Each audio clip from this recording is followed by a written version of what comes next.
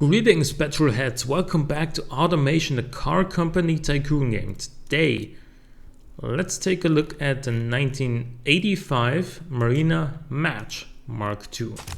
The Match was the small, light hatchback, which for its time was always a hot hatchback, and that fact hasn't changed here.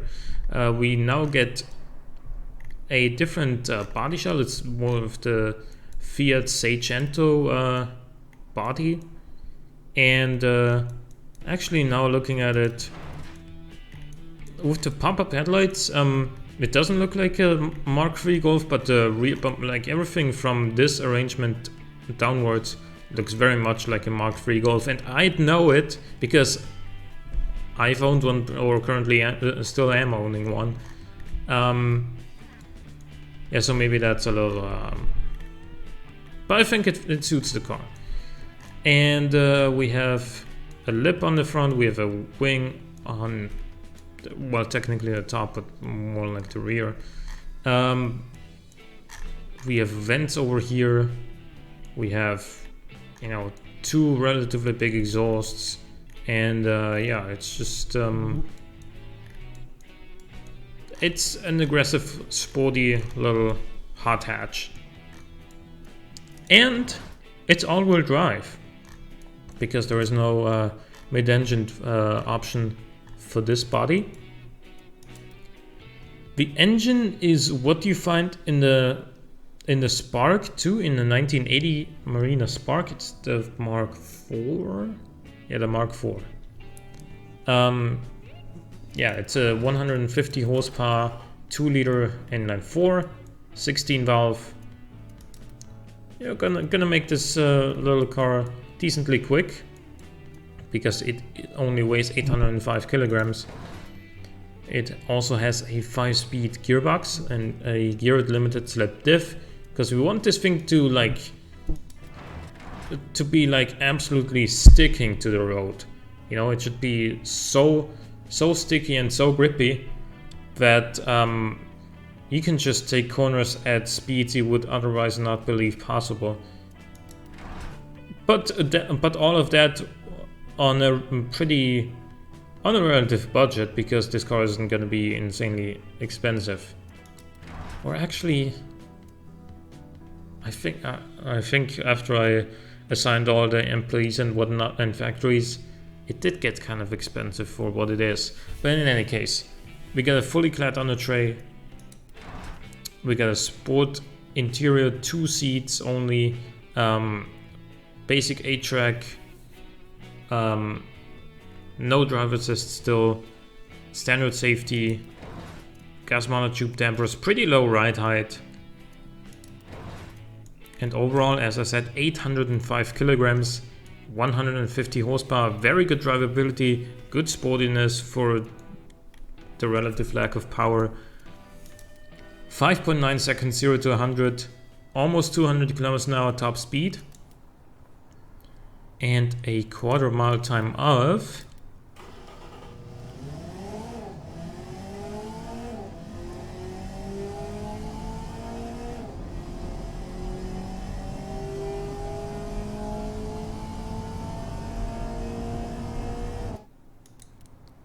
14.6 seconds. Not bad. Not bad at all. Yeah, after fiddling with this and the factories. Wait, why is this in a small factory now? Oh yeah, it always. I chose a small factory because we're probably not going to be selling all that many of these. In any case, after all this, it costs 33,500 in today's money. In 1985's money, that's what, like $24,000, which is sort of a lot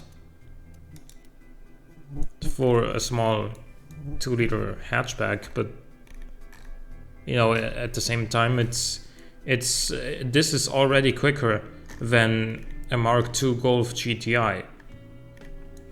And then you add a turbo. Now this has some additional vents on the bonnet It has this bonnet scoop up top. It has some more vents here, and the exhaust are slightly bigger, so yeah. It looks more aggressive overall. And it's got a turbo on this engine. It's the same basic engine, but turbocharged now, making 240 horsepower and 186 pound-feet of torque. And despite the fact that the peak torque is at 6,000 RPM, it, you know, a lot of it is already available at like 3.5. And it's got a big exhaust for lots of noise.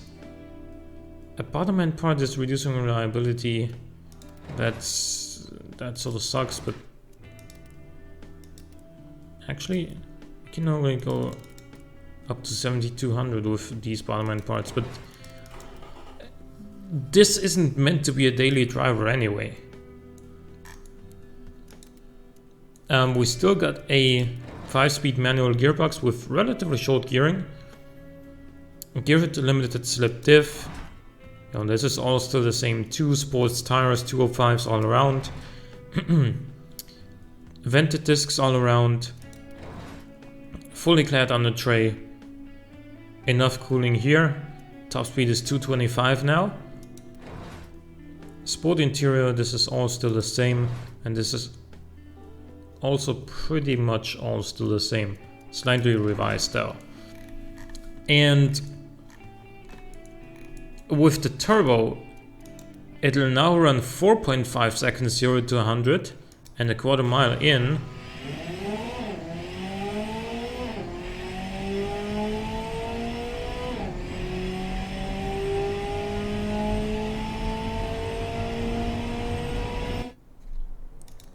(13 seconds flat).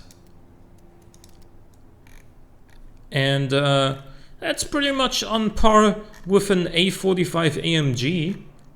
So, and that car makes 360 horsepower.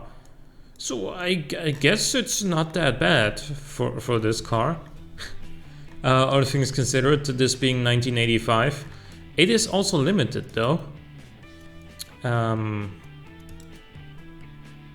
It is limited to 500 units, and it'll cost pretty much $40,000 in today's money, which in 1985's money would be like 32,000, something like that. 30 grand? I don't know exactly. But this thing is so quick for its time. It's actually quicker 0 to 100 than a Lamborghini Countach. And therefore, you know, the price is probably justified, because this thing is just, it's a pocket rocket. It's the very definition of a pocket rocket. It's like so small and light that even with 240 horsepower, it'll surprise almost everyone at the red lights. Like when racing between the lights, you will just don't even try it against this car. Especially right off the line, it'll be extremely quick because it's so light. Sector 1 time is 2.32 seconds. Whereas if we'd go to a car that's objectively faster but also heavier, you would see that the first split time is a lot slower. Do we have one such car? Is there a car that is obviously heavier but also faster? Yeah, we could go with the 2016 Afina SM7. Yeah, that one. You've seen this on this channel before. I am expecting this to be faster on the quarter mile but slower in the first split. You see 4.3 seconds 0 to 100, but still. Yep, it's 0.2 slower off the line. Obviously later on it pulls, but right at the start the very small and very light hatchback is just going to be quicker, because it's also all-wheel drive. It just puts the power down while also being incredibly light. And that is why this thing is going to be so terrifying when racing between the lights, that you can't really do much about it. Yeah. So that's the match with an NA and a turbo version. Hope you guys enjoyed the episode. Leave a like or a comment if you did. Thanks for watching. I'll see you next time.